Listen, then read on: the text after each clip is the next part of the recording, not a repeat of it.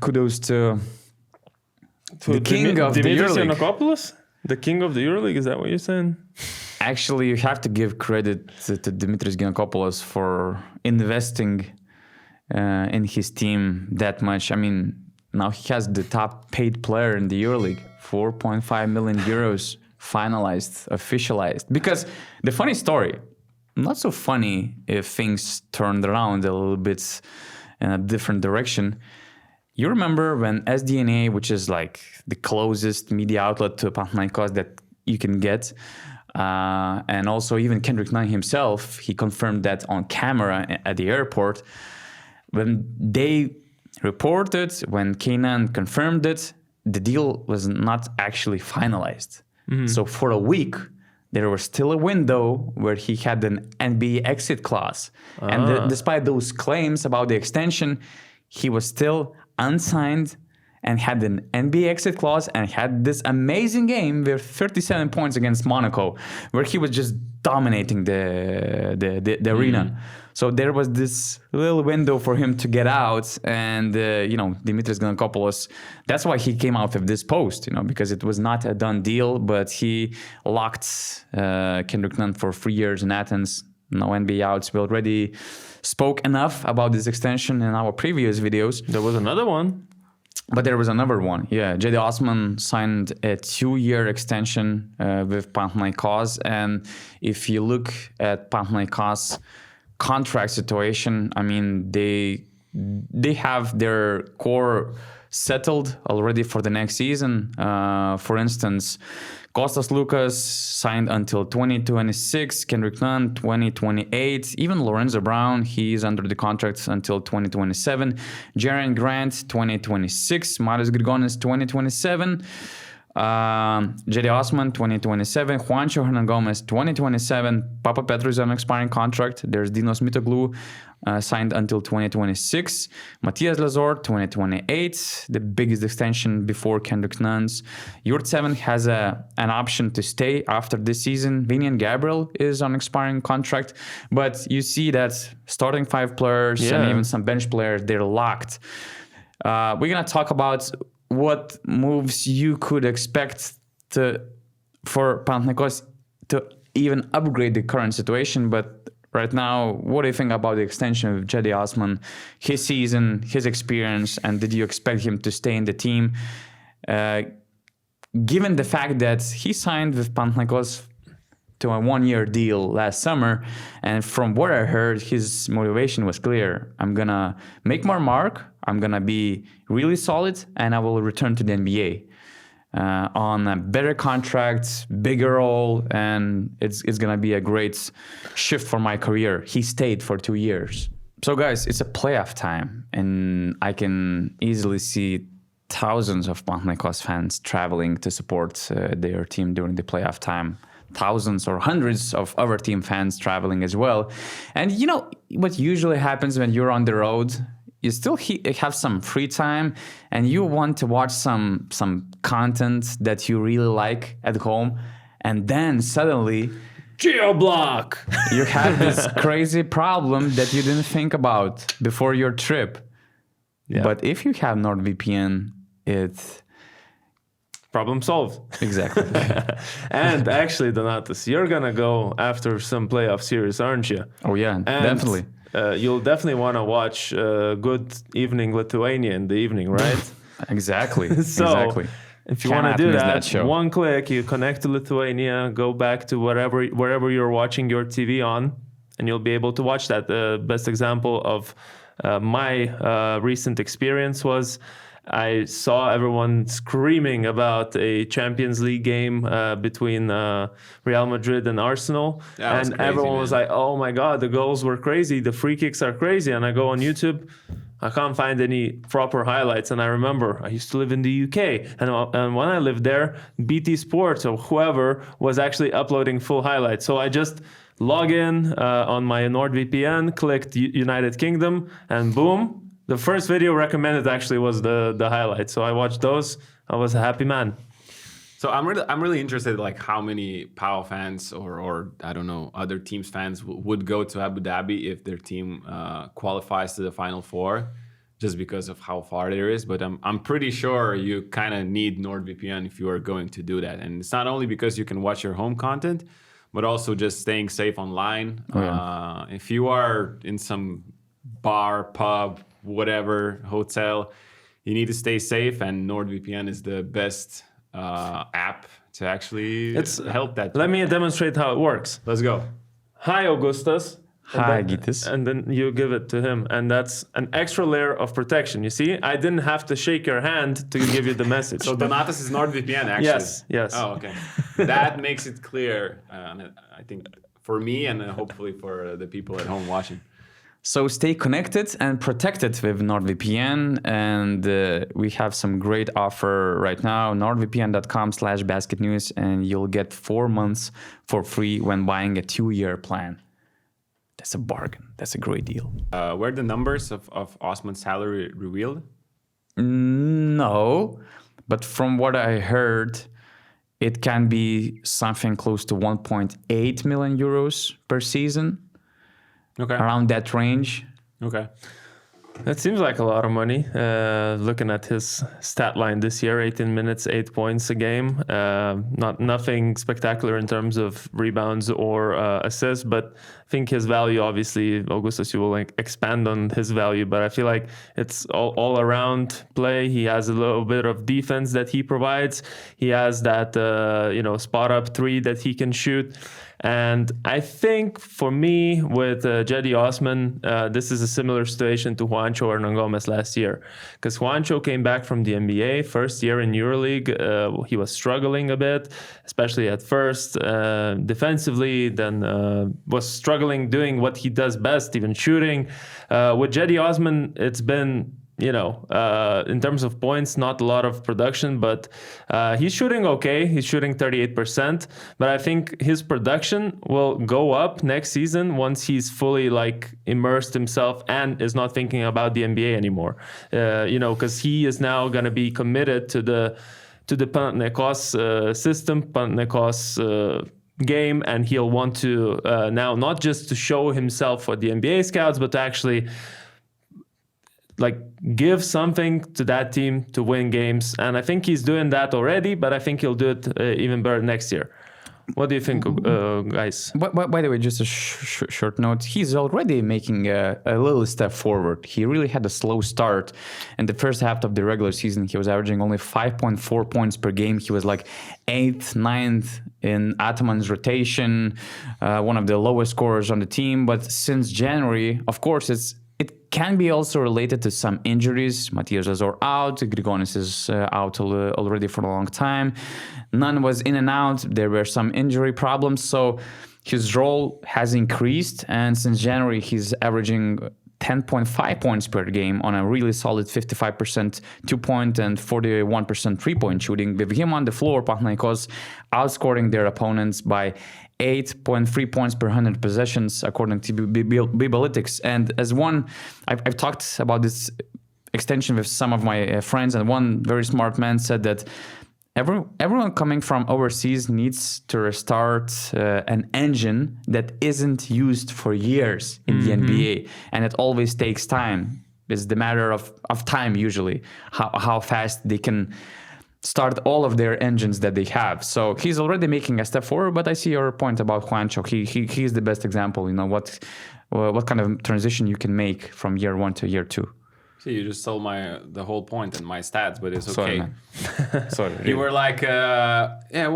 one quick thought, and then he stole my whole point. But I think you're right. But could it be also a part of some kind of genius, arrogant Ataman plan of just not playing Cedi Osman enough to start the season?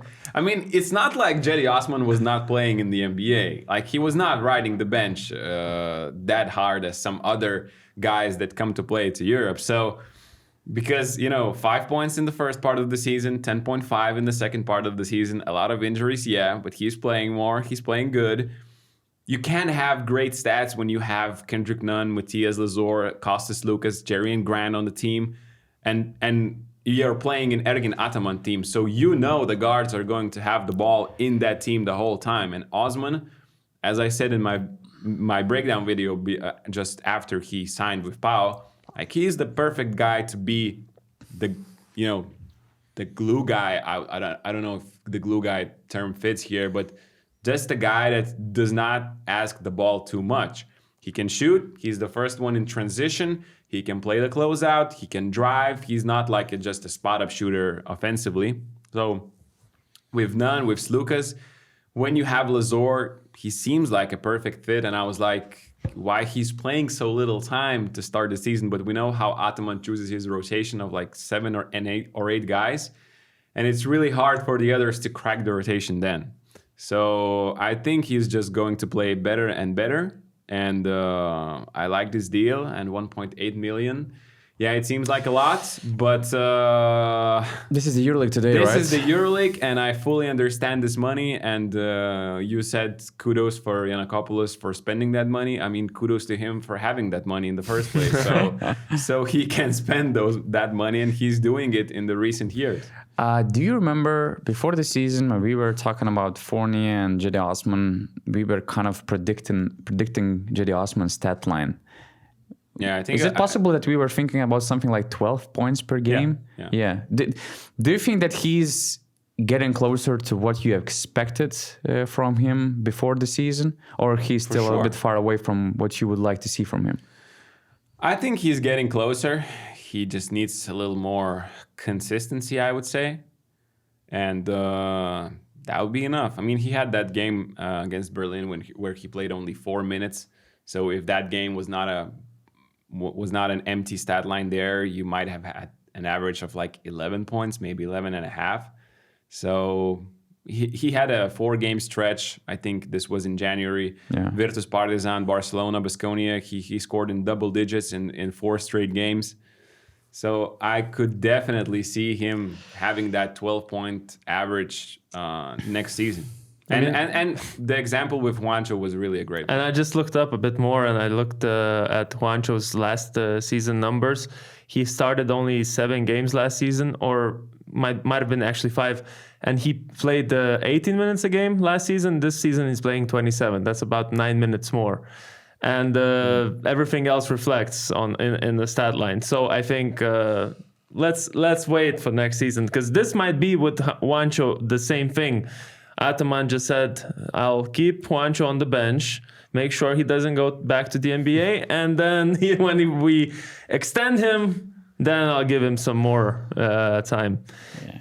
In a normal world, that is not what's something happening, but in an Ataman's world, I mean, you never know. We're just joking a little bit as well. Don't take everything serious. Hey, you never know. He's the genius of assembling a really good team. Like he has He has his own ways, let's say. Yeah, he knows the players Don't question to sign. He knows what players to sign when he has the money. So not every team and not every GM and not every coach in the EuroLeague is actually good at doing those things. For sure. What's next then for this team? What do you guys think? That's the thing, because they're doing what the championship teams usually do. They try to build on their continuity. This is fine. They found their perfect formula. It works. But I cannot see Panathinaikos with so much money, these ambitions, this pride behind the organization, sticking up to this current roster that they have. So they will try to surprise us and hit the market with at least one bigger name. But watching this contract situation, where do you feel that the upgrade is needed the most? I think it's very clear. I don't know about you guys, but for me, it's very clear. Yes, they do like to play 3 guards sometimes. So, yeah, sometimes. But I think, first of all, Kostas Lukas is getting older again. Every season he's getting older, like every single person in the world. But he's going to be 35. So to expect something... Wow, some rocket science from you. So to expect... person is getting older. To expect a little dip in his production is natural, I think. A little bit. But in terms of guards, so you got Kendrick Nunn, Lorenzo Brown, Locke is fine, and then Kostas Lukas as, you can say, the veteran presence, but now he's even like a second guy. Shooting guards, you got Grigonis, who's always injured, you got Duran Grant, and then nobody really else in that rotation. And then small forwards, or like any forward position, You got only Jedi Osman, really, and Papapetru is expiring. So I think this 2-3 position is the most with the most holes in it. And even Jedi Osman that we just talked about, he's not a solid starter so far, right? We still are waiting for him to become this starting role in Panathinaikos. So I think they really need someone in that 2-3 position. Because Grigonis can be injured next season again. We never know. But I don't think, they're not going to sign anybody over Osman to start at the 3. And You don't need to start over him, but you need someone at least. Well, you can actually sign someone to start over him as well. well, there will be this thing called salary cap next season. That's so true. If you are That's signing true. like one Those rich guys, they don't care about the salary cap. yeah, kudos to Yiannakopoulos for having money again and spending that. Some guys, in NBA teams don't do that and then fire GM and the coach at the same time. But I can see what Gides is saying. And so yeah, 2-3, someone who can play those two positions, considering Grigonis' situation. And definitely a backup center. Definitely a backup center. I know Yurtseven has a +1, but I think you don't know how Lazor is going to come back, how he's going to look like next season. So I think they need someone, at the 4 or 5 spot, together with Juancho, together with Dinos Mitoglu. Although Mitoglu is looking pretty solid, like a solid replacement, playing some minutes at the 5. But in the long regular season of the EuroLeague that is going to get only longer the next year, I think you need a 5th big guy or the 3rd center. So you're looking for an addition to the current center lineup of Lazor and in your 7, right? Yeah, I'm not happy. a replacement for your 7. No, no. I hope. I think they're going to re-sign him. Yeah. Or okay. what's the +1? Is it a team option? Is it a I'm player not option? sure about it.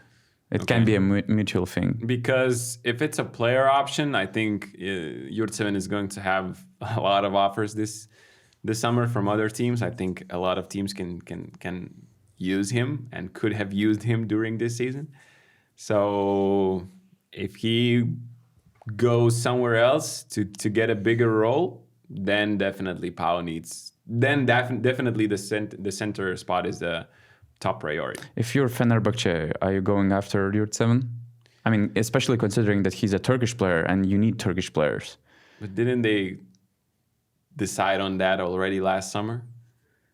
I mean, there were talks that Sharas did not want Yurtseven. Maybe he changed his mind when he saw him and his qualities in the EuroLeague. I don't know. I'm just speculating. Yeah, maybe. So It would make sense. But what you're saying, Augustus, is that the 2 other centers they have at the moment, Venian Gabriel and Tibor Pleiss, you wouldn't even consider either of those guys because you want someone who can play both 4 and 5? Or do you think any of those 2 could also be in consideration to be that 3rd center? What do you think? I think Gabriel gives to the team what Lazor gives, similar and way less. So I don't see them. I could see them going for a different center at that spot.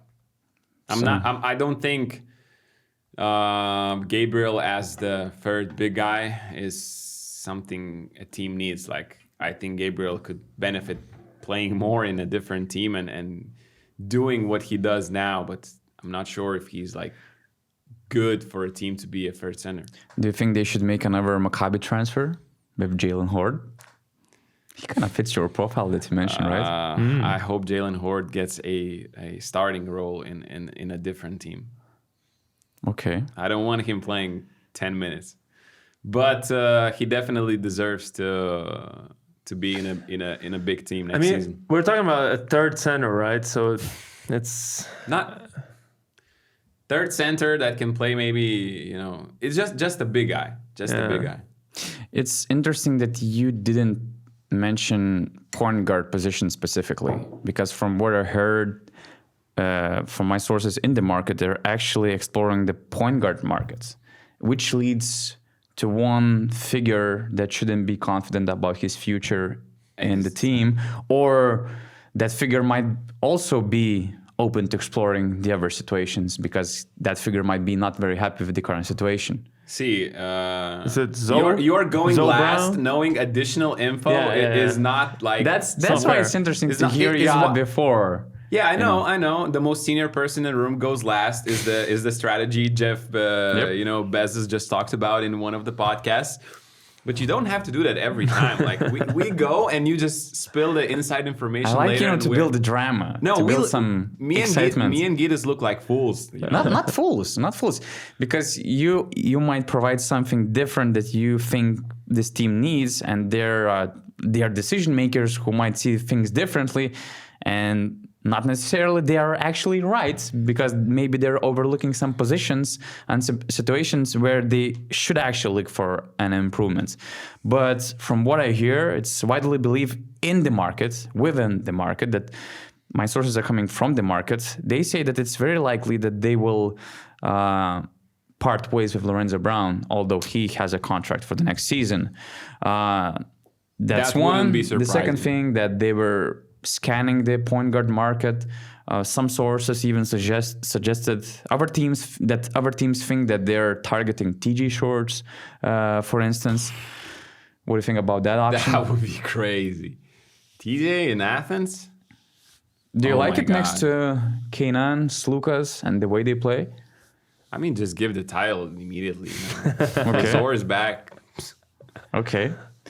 But, I think that basketball decision makers, most of the time, they are really emotional, and we should wait at least for the playoffs, because also with Lorenzo Brown, we can remember his regular season last year with Maccabi. He was averaging 12 points, 6 assists. That was okay, but Maccabi wanted more from him. His PR was only 11. And in the playoffs, he almost killed Panathinaikos, scoring 17 points, 6 assists, 19 PAR without Wade Baldwin in the most important games of the series. He was really close to turn those series around and beat the odds. So, he's this veteran guy who can suddenly make a huge impact in the playoffs or the Final Four. And I remember talking to Miško Ražnatović 2 years ago. I think that I asked, what do you think if quarterfinals in the playoffs can dramatically change the direction, the way decision makers think? He says, definitely. Absolutely, yeah. Definitely. Yeah, sure. These guys are so emotional that you should wait and see how things start to change. So let's not rule out Lorenzo Brown yet, although there's this high belief that he might be moving somewhere else after the season. How much money do you think Lorenzo Brown is worth if he's going to the free agent market this summer? From what I heard from my sources, they're suggesting that his current salary is something around 1.8, 1.9 million. He's definitely not getting that. That's for sure. He's getting older, right? He turns 35 in August. So I don't know. It's hard to evaluate the value because the market changed so much that guys are really overpriced. Yeah. So under normal conditions, his price could drop to, 1 million, 1.2, something like that. Okay. I think, guys, we just wait until the EuroLeague season is over. If Panathinaikos wins it, they'll be all over the moon, and they'll just stay as a team because they'll be like, yeah, we're the champs. If they lose, then some internal conflicts might start, and someone will say, I wanted a bigger role. But if I was Lorenzo Brown at this age, getting this much money, I would just stay and be happy being the backup point guard for Kendrick Nunn. For Kendrick Nunn, shop.basketnews.com, right? That's a nice t-shirt. I forgot to say. Stuff with the king of the EuroLeague at the moment. Ooh. And some other EuroLeague greats. Check it out. Shop.basketnews.com.